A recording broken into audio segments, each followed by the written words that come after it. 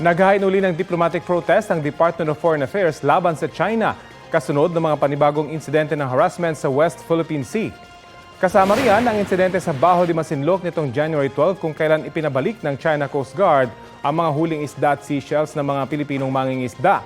Nangyari yan 5 araw lang bago magkasundo ang DFA at Chinese Foreign Ministry na pag-uusapan ng maayos ang issue sa West Philippine Sea. Ayon sa DFA, 4 na note verbal na ang ipinadala nila sa China ngayong Enero. Nitong Martes, kinundinan ni Defense Secretary Gilbert Chodoro ang mga insidente. Sabi niya, hindi dapat Pilipinas ang sisihin dito.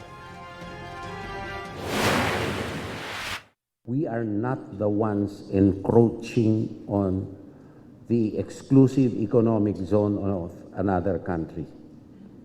The encroacher has a vast area of sea. And if they ask us to meet them halfway when they have already eaten 3/4 of the way into our exclusive economic zone, where is the fairness in that? Who's fooling whom? And if there are spillover effects, we are not to blame.